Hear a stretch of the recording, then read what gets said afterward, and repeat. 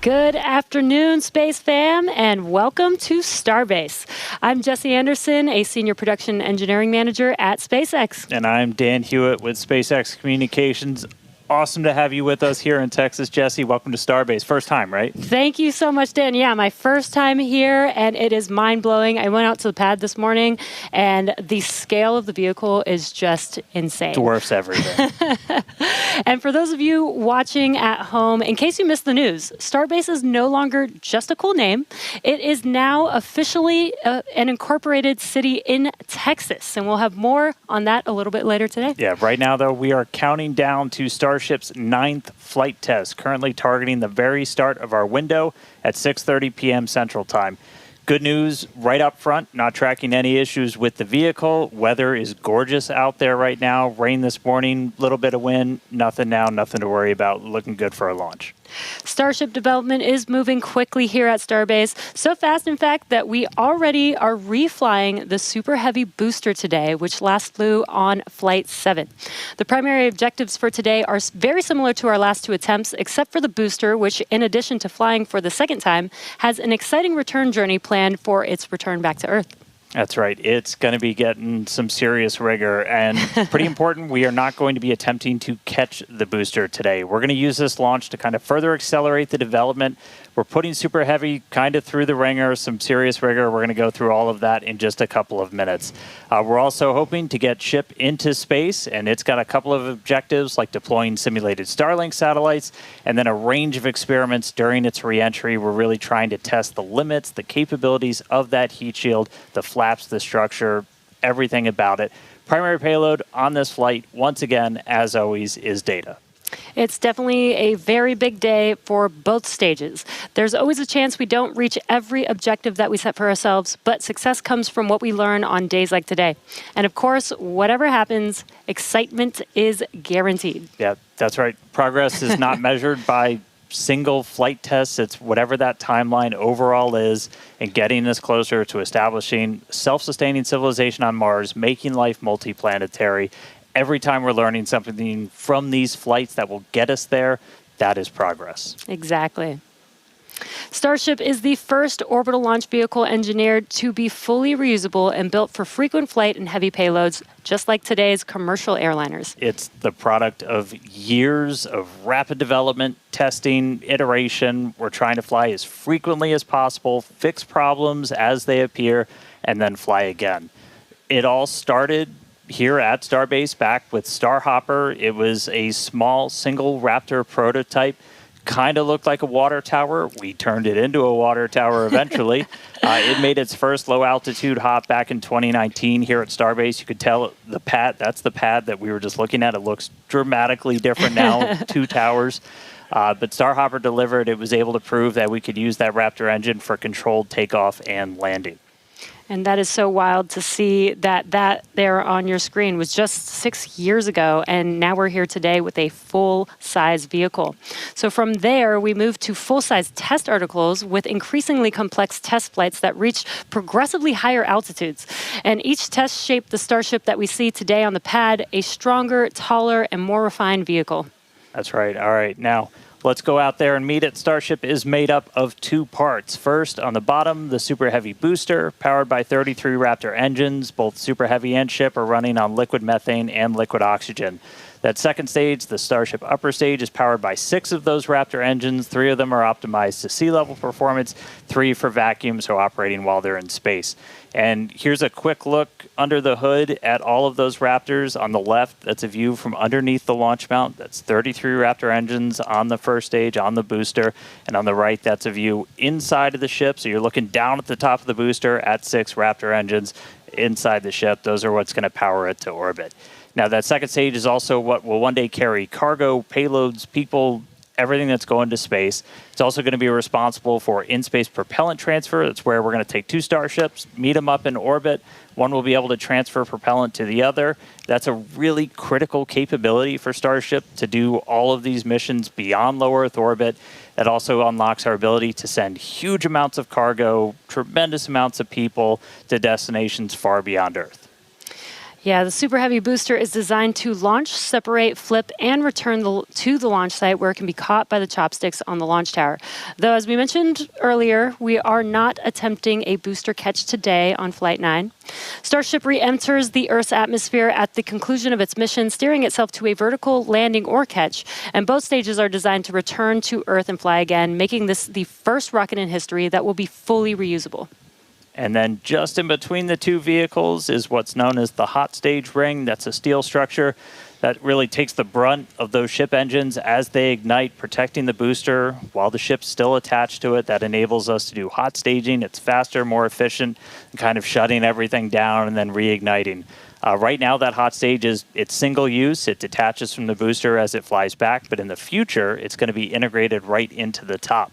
And then on top of all of that, there's all of the infrastructure that's built up around it to support Starship. We call it Stage 0. That's everything, the launch pads, the propellant farm, launch towers, chopsticks that are catching the booster out of the air, stacking the ship, all of that. And you may have noticed we have a new addition out there near the pad. The Orbital Launch Mount for Pad 2 has officially been installed. That's starting to come together. Just like Pad 1, Pad 2 has a launch mount. That's where you're going to put Super Heavy on top. We also have a launch tower with arms, a little bit shorter on that one. That's going to be used to stack the Starship on top, put the booster on top, catch the booster, catch the Starship.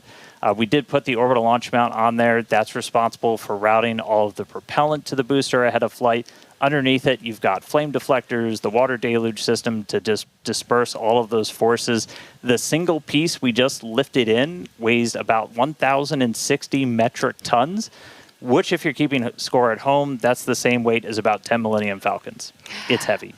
That's a lot of Millennium Falcons, Dan. So many. We're also currently in work on Starship's brand new pad at Kennedy Space Center's Launch Complex 39A, and we're hoping to bring that online later this year as well. Tons of progress with Starship so far in 2025, and lots of incredible milestones still coming up. And we are still on track to lift off tonight at 6:30 p.m. Central Time.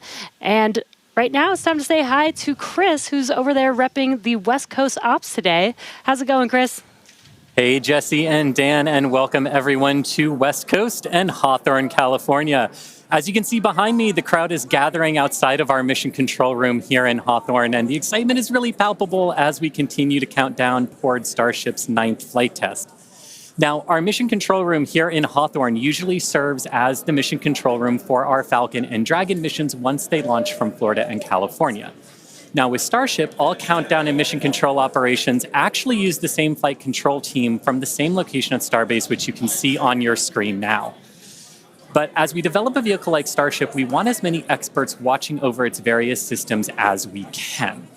And that's what we use the mission control room here in Hawthorne for during Starship flight tests like today's. The folks in mission control, which you see now on your screen, are the responsible engineers for Starship's various systems. This includes things like booster systems, stage propellant, our ground stations, flight software, the loads, and the vehicle structures as well. And having this support gives the flight teams in Starbase immediate access to our engineers' knowledge, which is really, really important when we're making informed decisions very quickly in a test program like this. This setup has been great for Starship flight tests so far, as we've handled things like propellant temperature differences, as well as day of launch winds that can affect the loads placed on Starship structures during launch, and particularly during the descent of the Super Heavy booster back to Earth. So having all of these responsible engineers ready to support is crucial during Starship testing, where we place hardware in flight conditions quickly to iterate and make the best and most reliable rocket that we can. So it's definitely a full house, a growing full house here in Hawthorne for our 9th flight of Starship today. Every flight brings us a step closer to a future where Starship is flying multiple times a day. And I'm sure you all feel the same way down there in Texas, Dan and Jesse, but I can't wait to see Starship's launch today. How about you? Yeah, can't wait to see it, Chris. As you can see, props loading on the vehicle is just a little under 2 miles away from us, and we're really excited. Looking back real quick, so back in March, Starship's 8th flight test saw us catch the Super Heavy booster for the 3rd time ever, another big step on that path to full and rapid reusability. Unfortunately, the Starship upper stage did experience what we call a rapid, unscheduled disassembly before it finished its climb to space, which meant we didn't reach all of those additional mission objectives that we had set. About 5.5 minutes into ship's ascent burn, a hardware failure in one of its sea-level Raptor engines took out that engine, the 2 remaining sea-level engines, and a Raptor vacuum engine. That's 4 of the 6 engines that ship has. This was a different failure than we saw on Flight 7, and the fixes that we put in place did work as expected. So this was a new issue on Flight 8. So welcome to iterative engineering. That's right. Losing hardware is a potential outcome of any test program. That's why we're always prepared with safety measures in place and also ready to have boots on the ground to assist with anything like debris cleanup. We can coordinate with all the necessary parties, organizations, administrations for safety in advance and in an ongoing basis during our test campaigns to plan for as many possible outcomes. Definitely do want to say thank you, though, to the people of the Bahamas, the government of the Bahamas, who worked with us so closely since Flight 8. We took full responsibility for the cleanup, and in doing so, we had people on the ground in the Bahamas within 12 hours to help with debris recovery. So all that said, we're moving forward in our development cycle with safety at the top of mind, and we fly again today to get this current iteration of ship to space and back. That's right. Putting hardware in a flight environment as frequently as possible so you're seeing how things behave all together in the real world. Then you're solving problems as they pop up. That's how SpaceX developed their very first rocket, Falcon 1. Same philosophy was used to develop Falcon 9. Today, we're looking to get our first re-entry with the latest iteration of ship while intentionally stressing the Super Heavy vehicle during its return to get data on its boundaries. And by stressing, we mean that we'll be pushing the flight envelope of Super Heavy as we fly at a higher angle of attack during descent towards the Gulf. Angle of attack in this case means that Super Heavy is pitched up to maximize drag and slow return. Because of this test, we will not be attempting to catch and recover Super Heavy, which again is flying for its second time today. So for a brief moment, this booster will hold the title as the Super Heavy flight leader. That's right. All right. Lot still ahead for today. Let's get into it real quick with this overview. As always, everything starts with a liftoff. 33 Raptor engines igniting.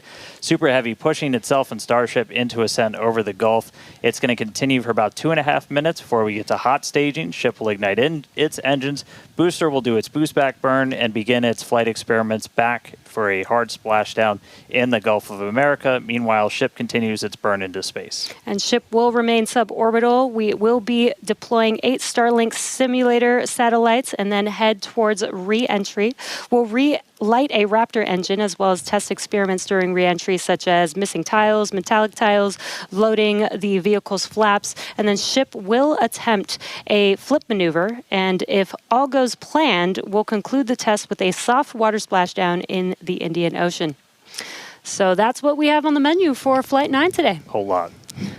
Flight 8's RUD taught us new lessons about Starship hardware, specifically the Raptor engines. And as we touched on earlier, the root cause was traced to a hardware failure in one of Starship's 3 center Raptor engines. Yeah, just since that flight, we've done more than 100 long-duration Raptor tests at our facility in McGregor. Huge shout out to that team for really putting in the work to better understand what happened. As a result, the engines that are on Starship's upper stage on the pad right behind us have a few changes. One of the key ones we did was additional preload on some of the joints, essentially some additional torquing, a new nitrogen purge system for the engines themselves, and made some improvements to the propellant drain system. After our first ever Super Heavy refurb campaign, we static fired with all 33 Raptor engines. This was a chance to see all the hardware operating together, and for this flight, our teams had an opportunity to make adjustments or hardware replacements for this first ever reflight of the Super Heavy booster. And then it was ship's turn. We took it through several static fires. First, we did this short duration single engine burn to simulate an in-space reignition of Raptor using those header tanks, those smaller tanks up in the nose cone. We also completed a longer duration 60-second burn with all 6 engines. So where you're really putting the entire propulsion system that's going to be used for the ship's ascent into space through the paces, making sure everything's working together before we go stack it on the pad.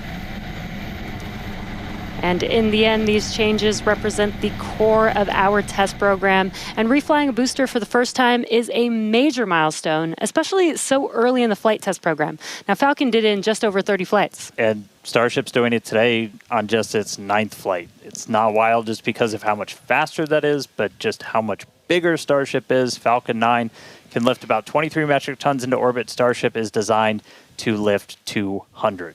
That is so exciting. And on top of that, we're also reflying engine 314 for its 3rd flight, which you might recall is the engine with a pie on the nozzle. And there you can see that engine there. It is a milestone, most definitely, but we do remain focused on getting to the point where no refurbishment is needed between any of the flights. Yeah, that means we want to launch it, bring it back, look at it, reload propellants, go again. That is really what's key. That is what full and rapid reusability will look like. We're coming to you today from Star Factory, our new 1 million square foot manufacturing facility in Starbase, Texas. The Super Heavy booster is the first stage of the Starship launch vehicle stack. It's the largest boost stage ever developed for any rocket ever. Having the largest rocket ever is a very cool engineering feat, but the thing that really makes a difference is the ability to rapidly reuse that rocket to launch many other missions. Reflying Booster 14 is an important first milestone in that we have proven that we can recover a vehicle, turn it around, and fly it a second time. But it's not a victory lap yet. From an operational perspective, an ideal state looks like a vehicle where very few things have to happen on it in order to take back off again. So we catch the vehicle, put it back onto the launch mount, put a new ship back on top with its payload, refuel, and take back off. And that same booster will come back to the launch mount, and we do the same thing all over again. Falcon is, reusing at a pretty high rate, and we get to go look at them and say, what did you learn? What is good? What is bad? And as we continue to build the Starship process. Zero-touch refurbishment really looks like a commercial airliner. The advantage we have on booster relative to when we developed Falcon 9, for instance, is this was really designed from the outset for rapid reusability. We're using all of the flight test learnings from our version 1 and version 2 vehicles in our orbital flight test campaign to inform the design of our version 3 vehicle. The next generation vehicle will be the first time that we've really attempted to make rapidly reusable thermal protection on a rocket. In the next iteration, we'll be able to add in new innovative materials and regenerative cooling that will enable rapid zero-touch refurbishment. Rapid reusability, the ability to fly, turn the vehicle around, and refly again immediately is really the key goal of the Starship program. It is so cool to see our teams working together as Starship is learning from Falcon with reusability, and now we're seeing Starship do the same thing today. So all eyes on the rocket on the pad, getting ready to launch in just about 17 minutes from now. That's right. Looking at our levels real quick, we're a little bit more than halfway full on fuel and LOX on the booster, over 80% full on the ship. Still have to fill those header tanks. But everything looking good. We're not tracking any issues on the range. As a reminder, we watch sea states, air, and land around the launch site here and also over in the Indian Ocean where we're going to be doing our reentry. Not tracking any blockers to launch at the moment. Weather is gorgeous, has not been a concern all day for launch. We've been moving through all of our pre-flight checkouts pretty smoothly so far this morning, getting the ship and the booster ready for prop load, making sure guidance, navigation, and control are aligned. Everything's ready to go. You can see with the frost coming off, we're getting pretty full. We started loading all of the propellants on board both ships about 45 minutes or so before launch. They kind of stagger where we start with ship and then move into booster. We're going to continue loading these propellants on board until just about 3 minutes before liftoff. We'll close out on the ship first and then on the booster. But bottom line, everything's looking great. Not tracking any vehicle issues, range issues, weather issues.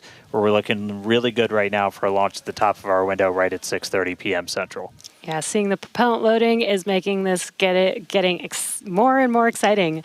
Today is going to be a wild ride for Super Heavy. We're putting the booster through several tests to expand the envelope on its capabilities and get flight data to make its return and catch more reliable.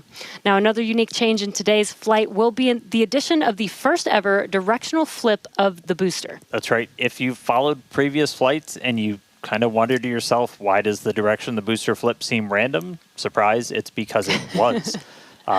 We've got a couple of views from previous flights where you'll see the booster kind of go in different directions, and it was really small differences in the thrust of those ship engines. As they started up, they would nudge the booster in an initial direction, and so the booster would essentially sense that and then lean into it, and it'll react, the engines will gimbal, and then it'll continue the flip. That was the easiest option technically, but you do take some performance hits since you're essentially setting aside propellant to accommodate every single direction for a flip. Exactly, but if we know which direction we're flipping, then we know how much propellant we will need and can instead use more of the propellant to burn longer during ascent, adding more velocity to ship and increasing how much payload it can ultimately deliver to space. Yeah, so today I got my trusty Super Heavy here. We're going to intentionally try to flip straight up. So as you're separating from the ship, we want to get to here as you're doing that boost back burn. The fastest way is to just flip straight up and go into it. That's roughly what we did on Flight 5. It's the most direct way to get into that orientation for the boost back burn. What you don't want to do is when you flip all the way down like that, we did that on Flight 7, it takes you in a big loop, uses the most amount of prop, not efficient. We're at the point where we want to start kind of tuning it in and getting some extra performance out of the booster. Yeah, exactly. That's called optimization. That's right. To accomplish this, we made some changes to the hot stage adapter, welding reinforced panels over the vents in the direction that we want the booster to go. So when the ship engines ignite, the thrust will push against the blocked vents, which means that the nudge will be in the direction that we planned for. And then when we go to the next generation of ship and booster, we plan to control the flip direction by fine-tuning the engine startup sequence on the ship. Yeah, that's not the only flight experiment that we have planned for the booster today. We're not attempting a catch, so we're going to try and gather additional data that's going to improve performance on future boosters. We're also going to try and see how resilient we are to things like losing an engine during the landing burn. By sending the booster out to sea, we're able to do these higher risk tests without risking the launch pad. As you might have heard earlier, we're going to be doing what's called a higher angle of attack. Basically, instead of coming straight down, we're going to tilt up a little bit. That gets you more drag on the booster. You're able to use just aerodynamic forces to slow you down. The slower you're going at the start of that landing burn, the less propellant you need, because really you're just focused on slowing down as much as humanly possible when you fire that up. So by already going a little bit slower, we'll get some benefits to our performance and our reliability on those burns. Yeah, exactly. And there's definite uncertainty in how well the booster's grid fins and structure will be able to control its flight when we get into higher angles. So don't be surprised if it isn't a smooth descent for the booster down to its splashdown point today. The most important objective of this portion of the test will be getting actual flight data to help anchor our models. Now, we're hoping to fly the next generation of super heavy boosters at even higher angles of attack. So this test today will give us a better idea of what is feasible. Now, on top of all of this, we're going to see how resilient Super Heavy is to engine failures at the most critical times. Yeah, we're going to intentionally disable one of those 3 center engines and instead use an engine from the middle ring that's kind of right behind it. Those center engines are what we nominally use at the very last part of a landing burn as you're just kind of fine-tuning the booster's path into those waiting chopstick arms. This is going to act as a real-world simulation of a pretty scary situation where engines are not starting at probably the worst possible time, but we're going to do this without risking the pad. And then, at the very end of the landing burn, we're going to cut one more engine off and go down to only those 2 center engines. The burn is going to end while Super Heavy is still several hundred feet above the Gulf, so we expect it to make a pretty hard splashdown today. So, in all, pretty eventful day for the booster. And as many of you may know, water landings are actually uncommon for SpaceX. While other launch providers expend all of their boosters after flight, we land and reuse most of ours. All of these tests are going to help us improve future generations of Super Heavy until we reach its fundamental design, a fully and rapidly reusable and reliable rocket. All right, let's check back in with Chris in Hawthorne. How's it going, Chris? Hey, Jesse, my colleagues here in Hawthorne definitely agree with you. We can't wait to see the Super Heavy perform its second flight and see all of the work from our thousands of engineers and technicians in action today. Now, while this reuse milestone is incredibly important for Starship's development, Super Heavy boosters are not the only vehicles that we reuse here at SpaceX. We're big on reuse, and our Dragon fleet is another example of that reuse. And we actually control those Dragon missions from right here in Hawthorne in the mission control room that we talked about a little bit earlier. For Dragon and our human spaceflight program, this month also marks a big milestone for SpaceX, our 5-year anniversary of human spaceflight. Now, NASA astronauts Bob Behnken and Doug Hurley got us started back on Demo 2, which was notable for being the first time since the retirement of the shuttle program in 2011 that people launched to orbit from U.S. soil. Now, in those 5 years, we have launched 17 human spaceflight missions, 11 for NASA, and 6 commercial missions, including Polaris Dawn, with our first commercial spacewalk in history, and From 2 earlier this year, which became the first human spaceflight mission ever to explore Earth's polar regions. We've flown a total of 66 crew in those 5 years, and we are expecting that number to grow significantly in the coming years. Now, most recently on our From 2 mission, the crew offered unique glimpses into the orbital spaceflight experience. And this was honestly just so cool to see. Thank you to our Starlink teams for making everything with the From 2 crew shared possible. This honestly made me feel like I was right there with them in Dragon. They were living, they were working, they were relaxing, they were doing their experiments while also having fun. Basically, just being people and inviting us along for the ride. And that was really meaningful. Being invited up there really showed how these are just the early days on the road to making life multiplanetary. And the vehicle that's going to make all of that happen is Starship. And Dan and Jesse, I don't know about you, but that is definitely a future I have wanted since I was a little kid, and I cannot wait to see us make it a reality. Yeah, right there with you, Chris. It's the fact that we're getting close to that being reality, that the vehicle that's going to go is sitting on the pad right there. Like, that's endlessly exciting. All of that's going to include sending humans, all of the infrastructure for a permanent presence on Mars. And we're looking ahead to sending the very first Starships to Mars as early as next year. Yeah, this will help prove that we can actually get to Mars with a focus on learning as much as possible while demonstrating what will be needed for Mars transit and landing. But before we can make life multiplanetary, we have to build the Starships that will make this all possible. That's right. And that's happening right here, Starbase, Texas, the gateway to Mars. This is where we're soon going to be launching up to 25 Starship launches per year from here at Starbase.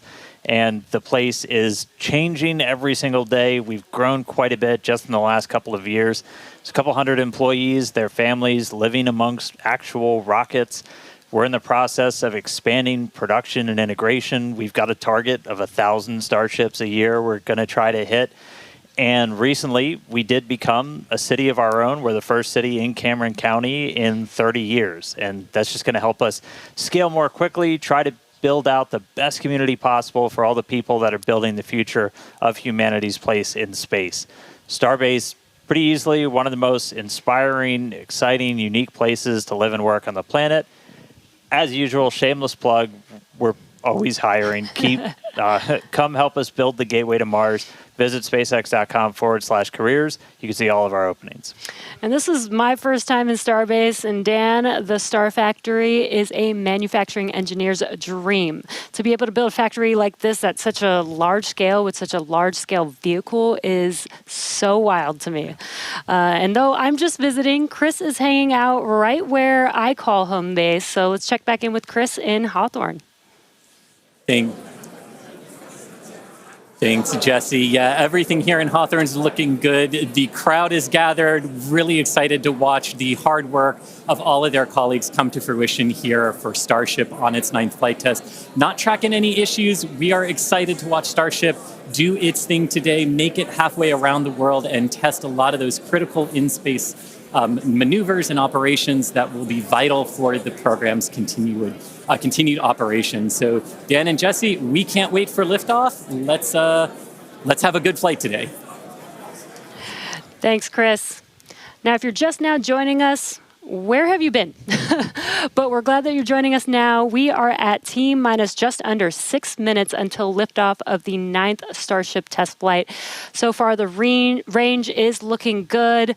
All the airspace and trajectory area that we are going to be launching through is looking good for our test flight today. Weather has been great. It was a little rainy and windy this morning, but it cleared up. It looks beautiful here in Starbase, and propellant loading continues on both stages. All right, yeah, it is continuing. We're a little over 90% full on our booster. We are pretty much full in the main tanks on ship, filling up those header tanks. We're going to continue loading prop for about 2 more minutes. Once we're done with that, you've got just under 11 million pounds of liquid propellant spread across those 2 stages. After we get through all of that prop load, our stage 0 will get ready. The ground systems will go through pushbacks, clearing all of those fluid feed lines back to the propellant farm, getting ready for launch. We did just see they did a flap wiggle check, so the final flap check on the ship. We're doing final alignments of the guidance, navigation, and control system, our thrust vector control, essentially our steering, checkouts of the flight safety system. So everything progressing right now. If we do need to hold, that can come at T-minus 40 seconds. That's a point built into the countdown where we can pause to wait for any final checkouts, pressurizations, anything that we need to complete. We can hold there. We will only hold there if we're tracking an issue. We're not currently tracking anything that will hold us at T-minus 40 seconds. But if you've seen a Starship launch before, they can happen. We can push through them and then launch that day still. Exactly. But when we do pass through T-minus 40 seconds, a number of events will occur in rapid succession. The ground spin and ignition systems come up to flight pressure, ship goes to internal power, and then after that, the quick disconnect or QD, arm lockout is removed in preparation for retraction just shortly after T-minus 0. And once we pass T-minus 40 seconds, we do still have the ability to recycle the count under certain conditions back to T-minus 40 seconds, and then hold there to assess what happened and see if we can proceed again back down to T0. Yeah. There are a couple of things, kind of gates in that timeline that if we pass through that and we hit a hold, we'd have to scrub for the day. One pretty visual one will be if the water starts flowing for that deflector system that's underneath the launch mount. That happens right at around T-minus 10 seconds. For flowing water, we can't turn it off after it starts, and if we hit a hold, we're scrubbed for the day. We would need to refill those water tanks. We would also, at that point, need to refill all of the propellant tanks, as 11 million pounds of propellant is a whole lot.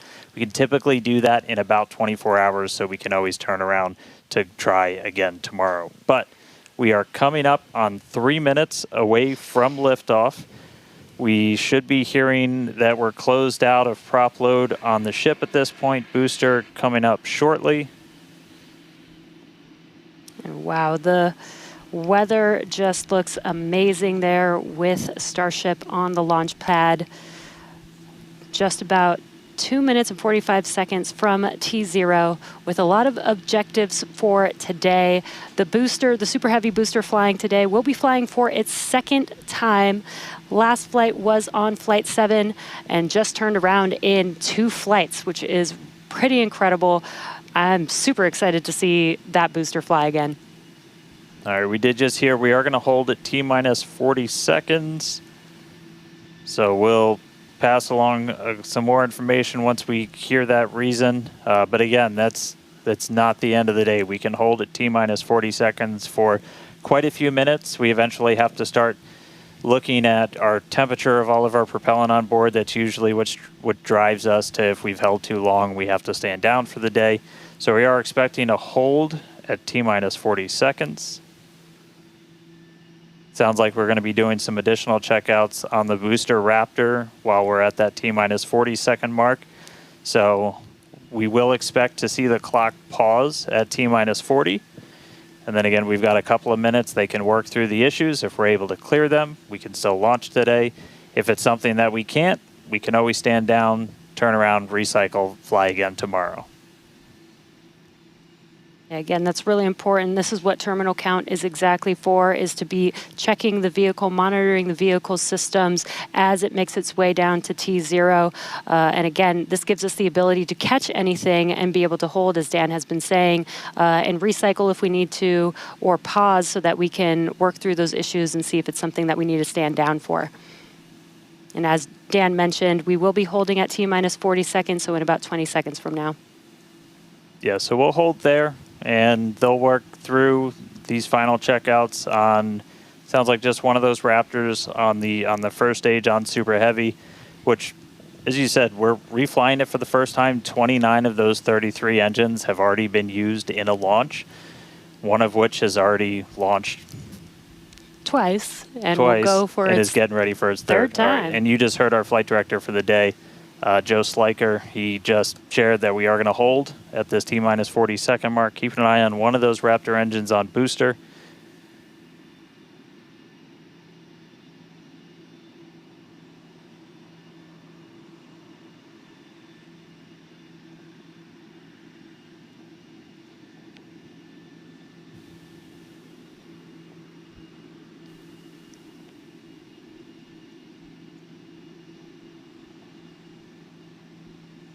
And if you're just now jumping in, we are holding still at T-minus 40 seconds. Watching one engine, waiting for temperatures to kind of get to a zone that we want them to on one of the engines on the booster, on the Super Heavy booster, getting ready for its second ever flight.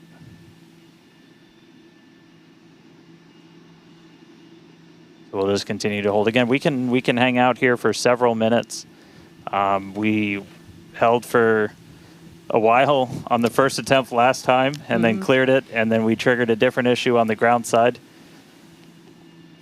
But again, this is exactly what it's for. This gives us the best chances at success. And the clock is rolling. There we go. All right. T-minus 30. Let's listen in. Watch that first flight proven Super Heavy. Get ready to take off from Starbase.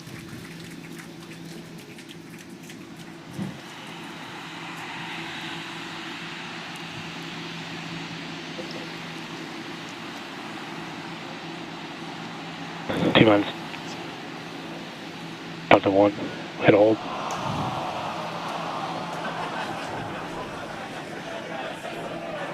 We did have a hold, and looks like the clock jumped back to T-minus 40 seconds.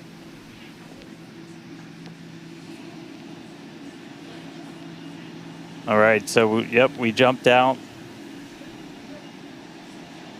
I did not see the deflector go off. So hopefully we were right at around that T-minus 10-second mark. And if we were before that T-minus 10-second mark, we do have the ability to recycle, as we mentioned earlier, back to T-minus 40 seconds. So it looked like this time it was a ground side issue. We're taking a look at this real quick. So again, we're back at T-minus 40. We're gonna hold for a little bit.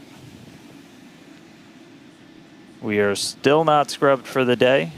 Give them a couple of minutes to work through this. Again, we can hang out at T-minus 40 for several minutes. Eventually, we start looking at your bulk temperatures and all of your propellant on board the vehicle. We're not actively replenishing the propellant on board Super Heavy and Starship, and so you don't have essentially forever to hang out before things start to warm up. And you do want to make sure your temperature's in a really stable range for a healthy startup on Raptor engines. So they're going to work through this issue. We can continue to hold here for a couple of minutes. What's launch without a little extra added excitement?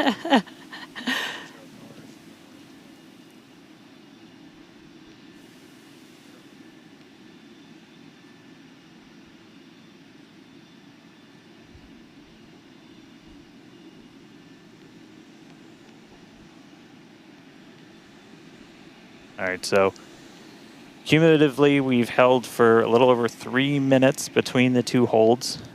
Again, this is a ground side issue on our tower. The techs are looking through the data right now to see if it's something that we can either work through or if it would cause us to have to stand down. So we're continuing to hang out with them, holding at T-minus 40.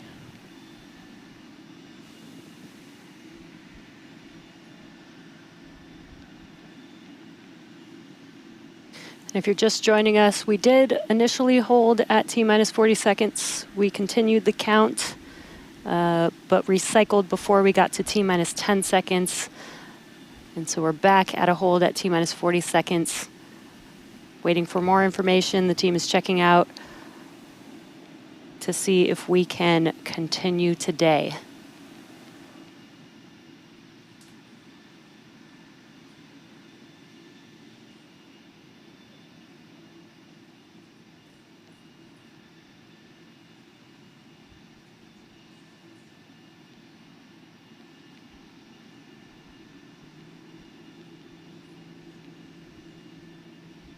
And we're continuing to hold here at T-minus 40 seconds. We've been holding for just about 5 minutes now as the teams evaluate if we can continue to T0 for Flight 9.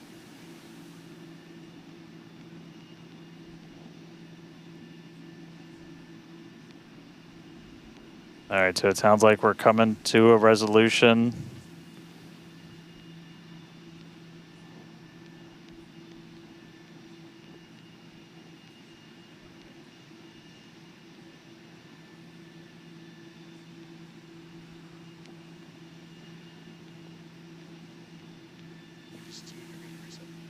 All right, so we are getting to a resolution. We're going to reset everything.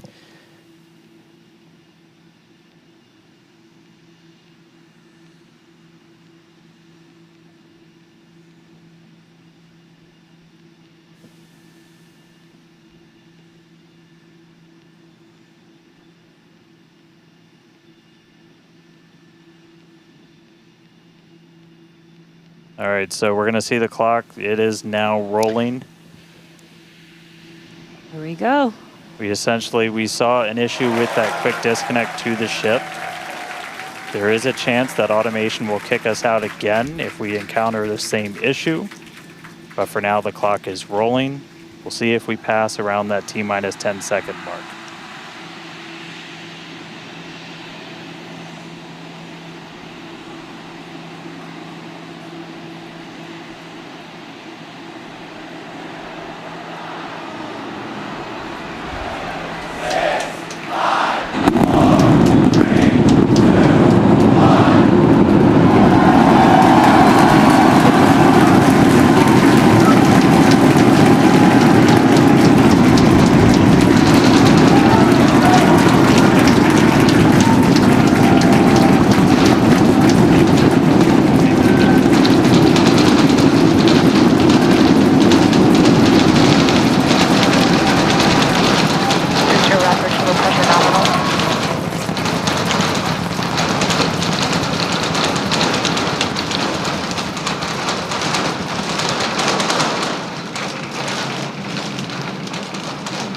T plus 40 seconds, it's one hell of a sight from here. We see it arcing right over top of us. We see 33 out of 33 Raptor engines lit on Super Heavy as it starts to ascend skyward.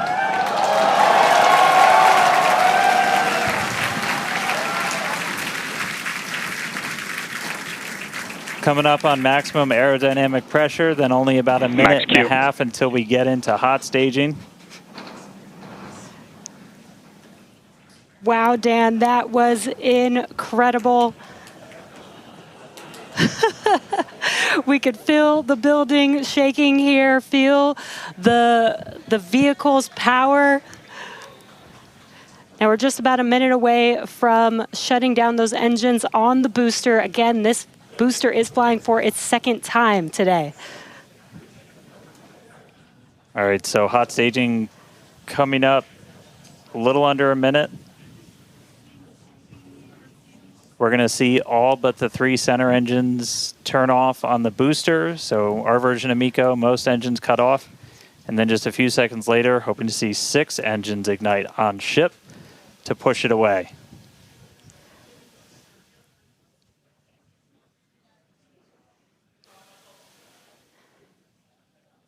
All right, hot staging, about 30 seconds.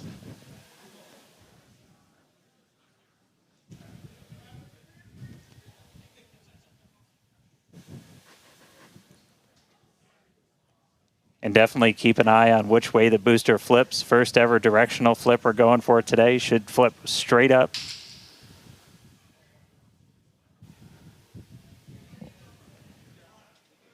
See those engines powering down? Booster engine cutoff. Ship ignition. Stage separation. Incredible flip by Super Heavy booster, and you can see those 6 engines, those 3 engines on the ship ignited. 6 healthy Raptors running on ship on its way to space. peek that engine view. Booster doing the boost back. Chris, how's it looking over there in Hawthorne, man? It is looking chamber pressure is nominal. It is looking absolutely incredible here in Hawthorne. As we said, 6 healthy engines on ship. We've got 13 out of 13 engines on the booster. Now down to those 3, which is what we expect in the final moments of the boost back burn. Now, as a reminder, we are not recovering the Super Heavy booster today. We are instead going to do some... Boost back, shut down. And there we had a good shutdown of the boost back burn. Next up will be the jettison of that hot stage Ship ring. avionics, power and telemetry nominal. Great call out there that everything looking nominal aboard the Super Heavy vehicle, which is returning to Earth, and we're going to be doing some experiments with it, including a higher angle of attack re-entry, as well as some engine tests as it gets closer to the Gulf. We are, again, because of these tests not recovering it, we are sending it to the Gulf on purpose to do those tests. But again, you see the booster on the left-hand side of your screen. You see ship with 6 healthy engines continuing its ascent to its planned suborbital trajectory. Everything going very well so far for Starship's 9th flight. Now 4 minutes, 15 seconds in. Great views from inside of the aft engine area of ship there, looking at those 3 sea level and 3 Raptor engines on the right-hand side of your screen. The booster doing its LOX dump, that liquid oxygen dump. So because we don't need some of that liquid oxygen propellant in its tanks, we vent that propellant out to lessen the booster's mass as it comes in for its landing. Just absolutely gorgeous views watching these 2 vehicles do their respective things in the skies over Texas here today. And Dan, we're approaching the 5-minute mark into the flight. Super Heavy is descending rapidly. What can we expect here in the next few minutes as it does its atmospheric tests? Yeah, now as we had talked about, Super Heavy might not have a very smooth ride down. We're going to be putting it through this higher angle of attack. So we're kind of pitching it up a tiny bit, increasing drag. We've done this in wind tunnels. We've done this in computer modeling. It shows that sometimes the control isn't great, but only one way to really prove it out, and that's to get real-world data. So here comes Super Heavy. It should be igniting for its landing burn in just about 40 seconds from now.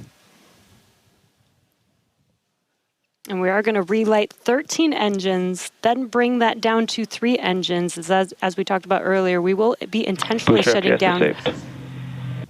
We will be shutting down one of those 3 center engines intentionally to push the limits of the Super Heavy booster. Ship Raptor, chamber pressure is nominal. And continuing to see 6 healthy engines on the ship. 3 sea level and 3 vacuum engines still ignited as the Super Heavy booster is making its way back down to Earth. We can see those grid fins doing some heavy work. Booster landing startup. Ignited for our landing burn.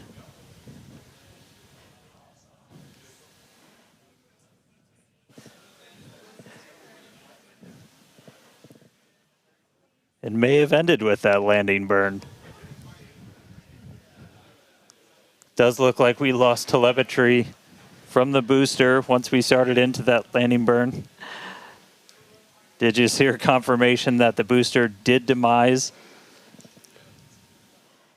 So the booster's flight ending before it was able to get through landing burn, but again, we are not bringing that back. We're expecting it to make a hard splashdown in the Gulf. We were getting live data back the entire time through that high angle of attack flight, so that was something that was really vital for us to get during this reuse. First free flight of booster in the books. All right, ship has about 2 minutes left.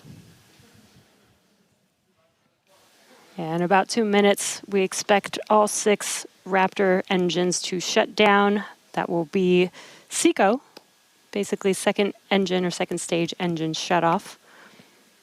And these are some incredible views, Dan, from the aft end of the ship, watching as the engines stay ignited with the Earth in the background.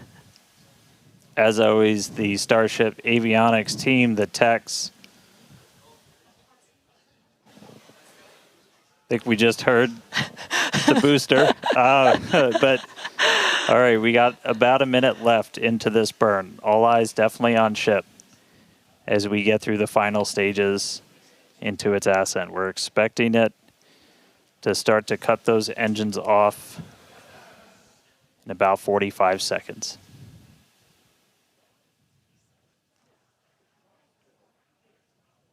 Terminal guidance.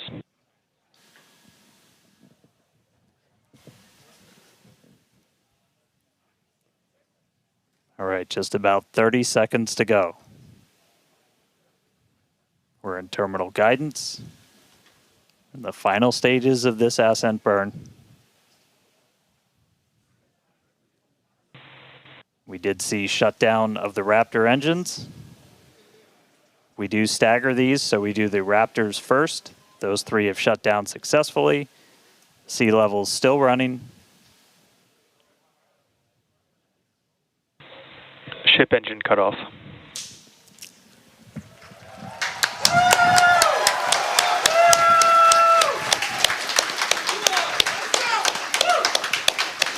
Ship engine cutoff, the 3 most beautiful words in the English language. And great call out that we had nominal insertion.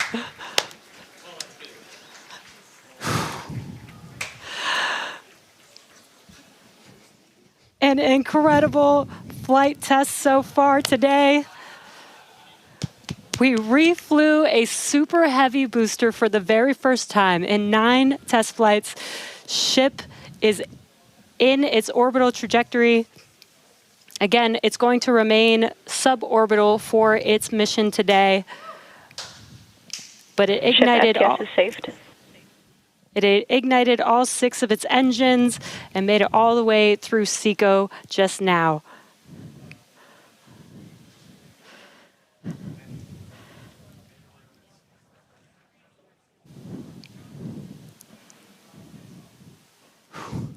What a moment.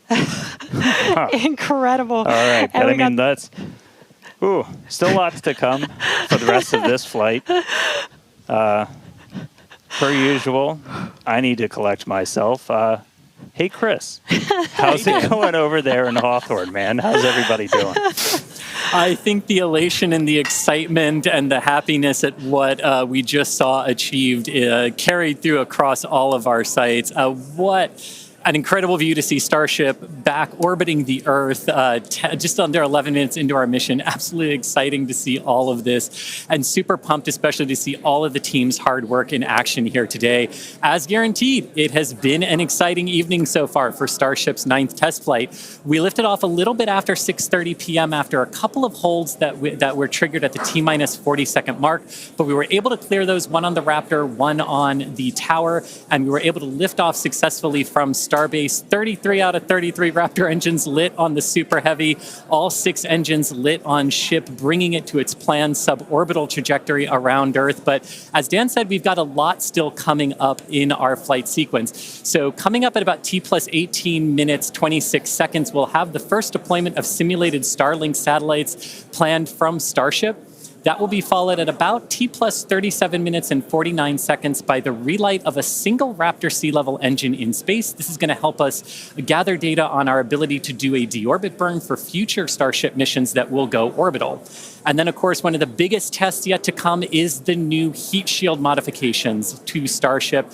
And that'll start with re-entry into Earth's atmosphere at about the T plus 45 minute mark, which should take about 16, 18 minutes to complete.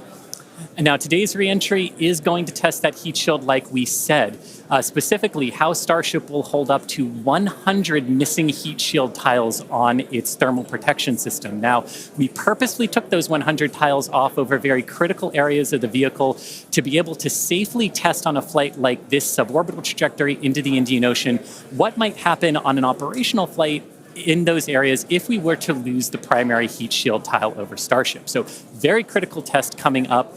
And then after that, we'll have the final descent where we will again be pushing Starship to its limits. We definitely pushed the booster to its limits today to gather data, and we're going to be doing the exact same thing on that ship, seeing how the ship handles various flight conditions that we will need it to fly in as we look to one day soon bring ships back to Starbase for catch and reuse. Now, While there are payload simulators on Starship for deployment today, as we will see in a few minutes, the primary payload for today is the data. And today, just like with Starship's previous test flights, that data is coming to us courtesy of our Starlink network. In fact, it is from Starlink that you are seeing these wonderful views of ship in space right now. So, and I can't wait to see Starlink really provide those epic views and that data transmission during reentry, which is very, very critical to getting that data during reentry. So, Dan and Jesse, it's been an exciting day so far. There's more to come. As we get ready for Starship's first ever payload deploy, what can we expect next here in the next few minutes? Thanks, Chris. Just going to reiterate, thank you to the Starlink team for these incredible views today. In a few minutes, Starship will deploy 8 Starlink simulators, similar in size to our next generation Starlink satellites. The Starlink simulators will be on the same suborbital trajectory as Starship, meaning they will passively re-enter the atmosphere, just like Starship. With tests like these, we can see how Starship's payload deploy systems work in flight while ensuring that the simulator satellites pose no safety risk to people on Earth or for other satellites in orbit. Now, this also ensures that any parts of these simulator Starlink satellites that do survive reentry splash down harmlessly in the middle of the Indian Ocean. And then before we get there, though, we're going to have to open up that payload deploy door. So we've only ever done that one time before. Pretty sure it was Flight 3. Someone on the internet, please check me. But that was the only time we ever opened it. And we've had Starlink simulators on the last 2 flights, but we haven't gotten to this moment yet where we're able to open up the payload door and start deploying these. It's going to be pretty cool. We've got them stacked inside of the Starship payload bay, and we'll have potentially a couple of views. You saw one camera pop up. Oh, there we go. Look inside of the payload bay of Starship. You can see them stacked down in the middle of your view. There's kind of 4 on either side, so they're sandwiched on top of each other, a stack of 4 right behind each other. And then we're going to pop the door open. It's on the right side of your screen, so we'll see that open up and then start firing those Starlink simulators out into space. We are expecting the payload door to open in a little over a minute from now. And then once that payload door is open, about a couple minutes later is when we will start dispensing those Starlink simulators. That's what a view great right view. at the bottom of the stack. So should be able to see them kind of firing out from right there. So really cool. And eventually these are going to carry dozens of the next generation of Starlink satellite into space, and those are going to enable some truly insane things in terms of speeds from space and what we're able to do. Starlink's been really great for Starship, obviously. Getting live video back is really cool, but just the amount of high-speed telemetry, everything we're able to get back is insane. And for a development program, that's kind of everything.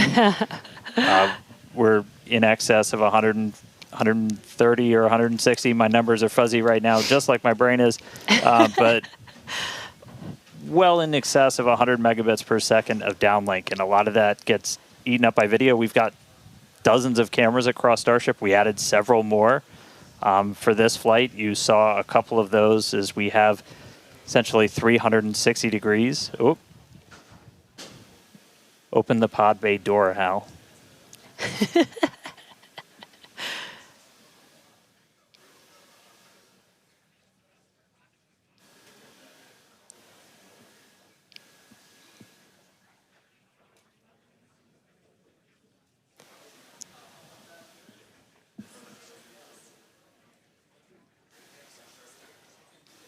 Now we are expecting the payload door to open any moment now, so we're watching out for that. Again, you're looking at the inside of Starship as it's suborbital.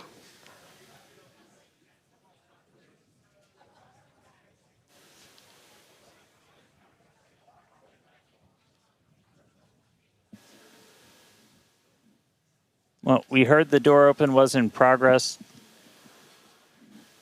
It was unable to actuate all the way open, so they are going to close it back up. Hal told me no. He said, I'm sorry, Dan. Can't do that. Looks like we won't get the door open today. But that's okay. This is obviously a test we want to be able to do before we're deploying full-on Starlinks. But the real focus for this, now that we are in space, is getting to that reentry. That is the most critical phase of Starship that we still have to prove out.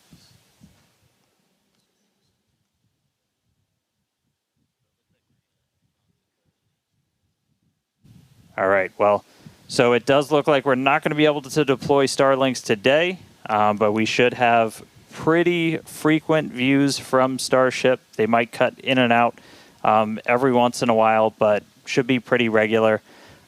We are in darkness right now, so might be a lot of black, but the cool part is when we get to reentry, it's going to be daytime. Yes, and we did that on purpose so that we can get some live daytime views as ship is returning back to Earth.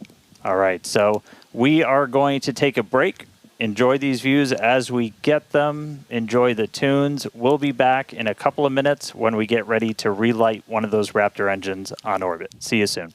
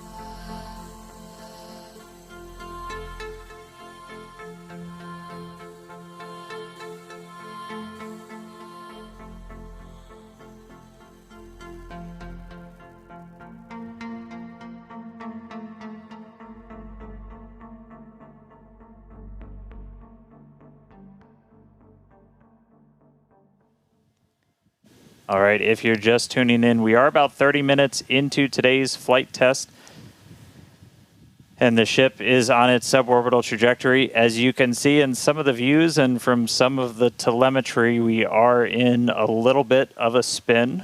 We did spring a leak in some of the fuel tank systems inside of Starship, which a lot of those are used for your attitude control. And so at this point, we've essentially lost our attitude control with Starship. We are still on a path toward re-entry. We are suborbital, so no matter what, we are going to enter. However, this lowers the chances for it to be a controlled re-entry. So if you think back to Flight 3, when we had something similar happen, just the end symptom of a loss of attitude control, we were in a roll by the time we hit re-entry. So we are going to re-enter. We should hopefully still have views.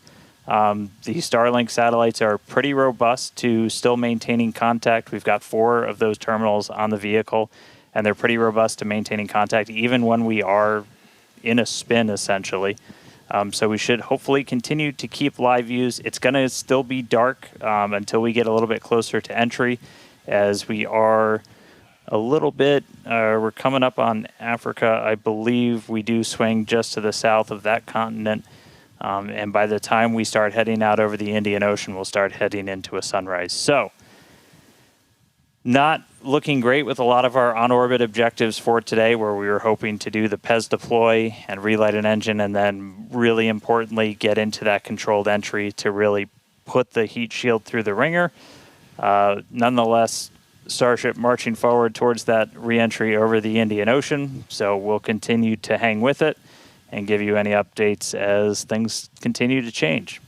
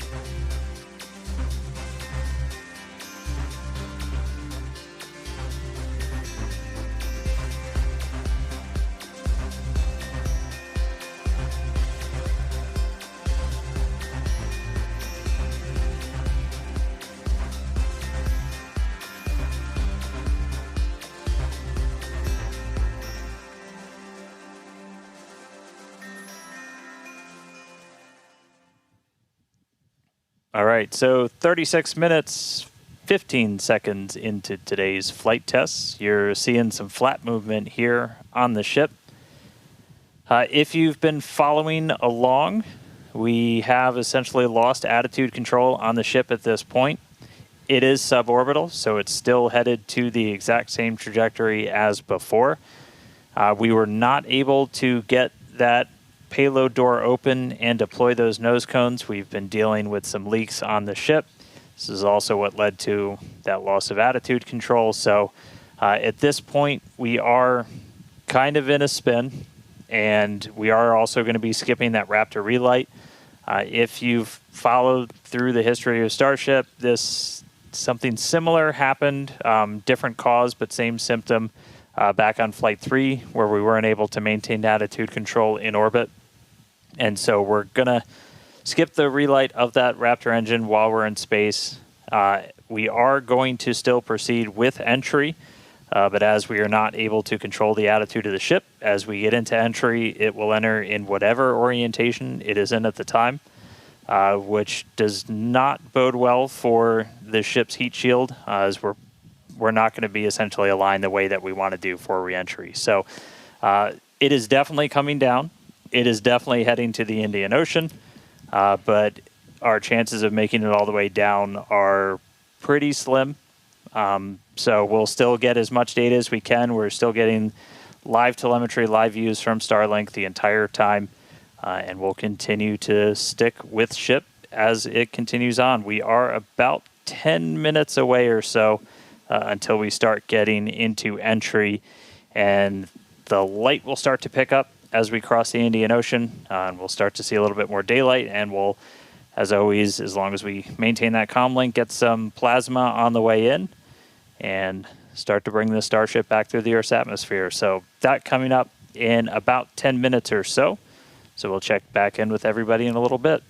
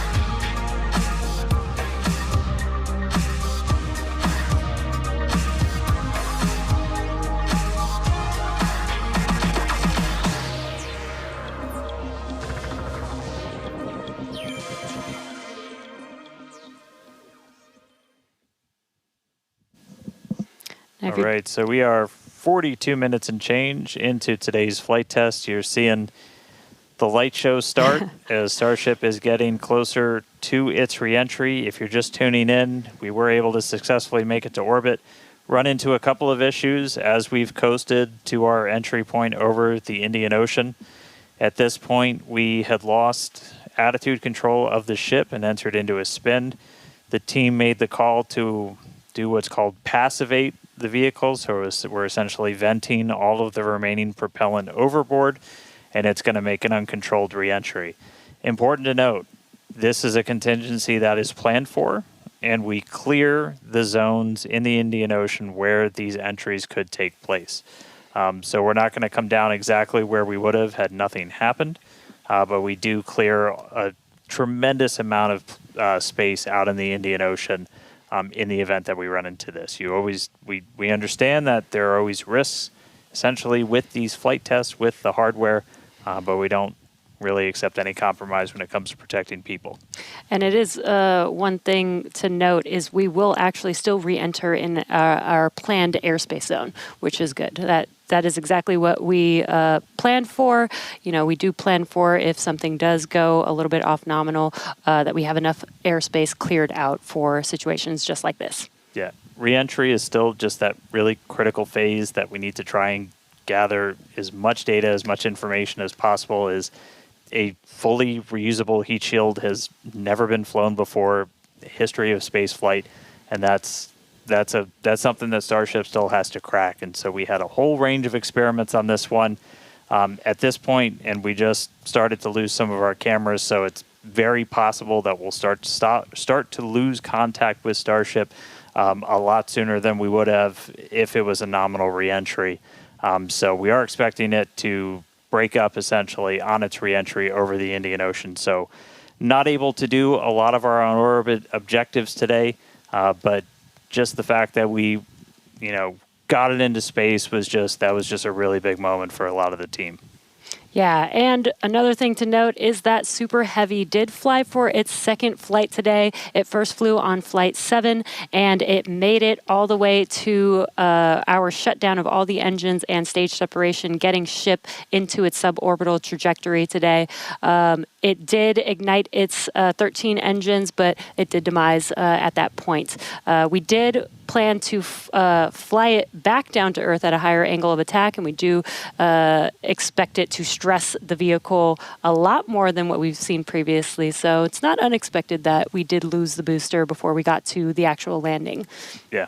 So we're gonna continue to hang out and see if we get any updates on ship. It does look like we might be getting some video back soon. There we go.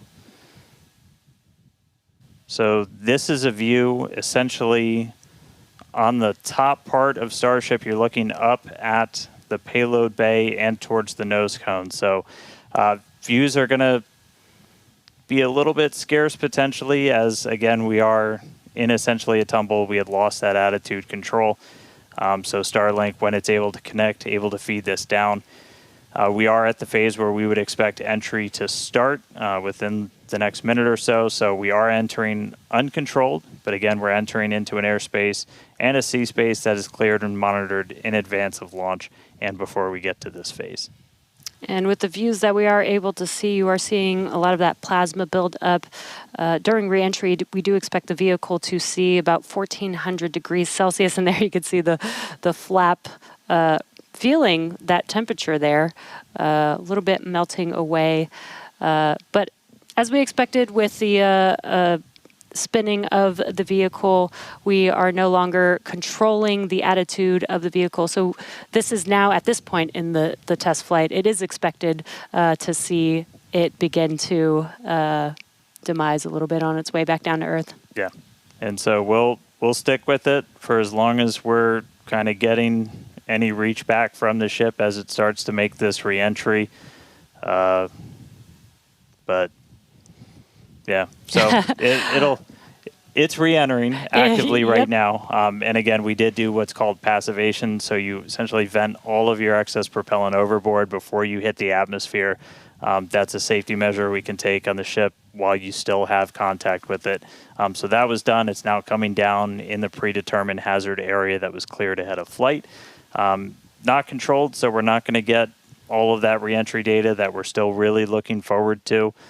This is kind of a new generation of ship. It has different flaps, improved heat shield, a whole lot of things that we're really trying to really put through the ringer, as there's a whole lot we still need to learn before we get to kind of the next step that we're hoping for, which is going to be that ship going orbital and eventually coming back here for a catch. So getting through one of these fully is going to be really important. It's not going to be today, but we are just going to stick with the ship, see what else we can learn as it makes its way through the atmosphere and brings an end to the 9th flight test. So we'll stick with it.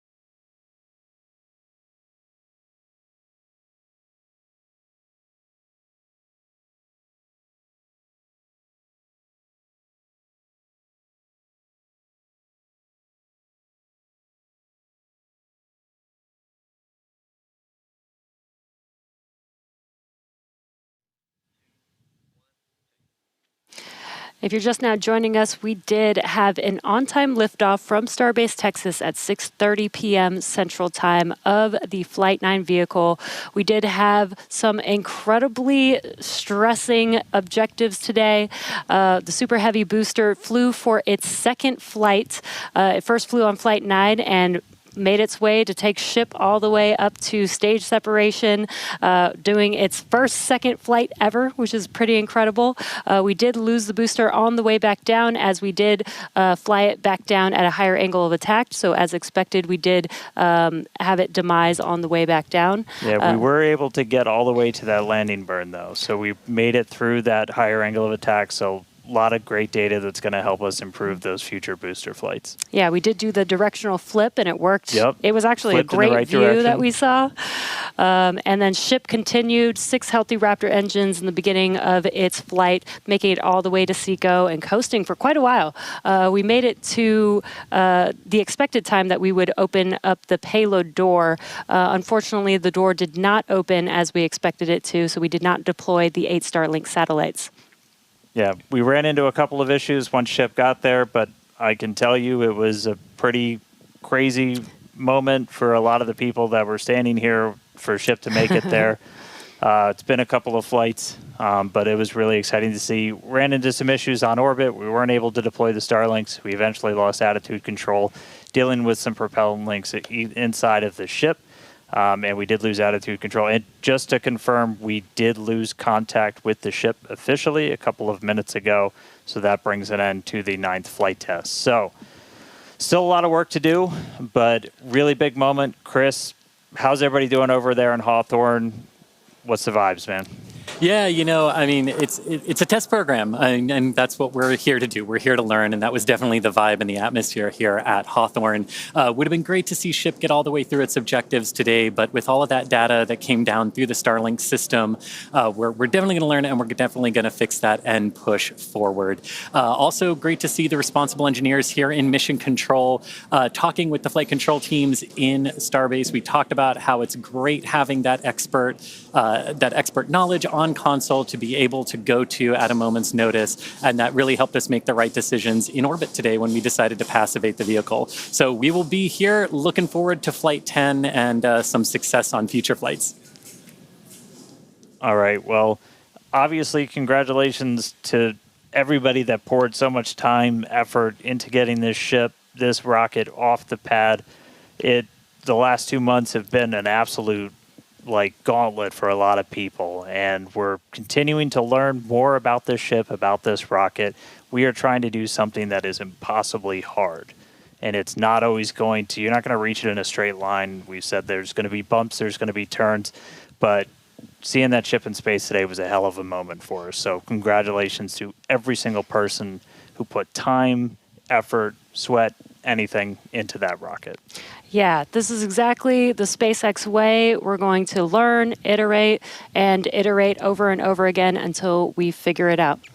So thank you to everybody for tuning in. Thank you for the fine people of Cameron County, including the residents of the newest city of Starbase, as well as the Coast Guard, Federal Aviation Administration, Government of Mexico, as well as the Australian Space Agency. All right, now, this is not the end. We're going to have a whole bunch of cool liftoff stuff, so be sure to follow us on X at SpaceX for more, and we will see you back here for Flight 10. Thanks for tuning in.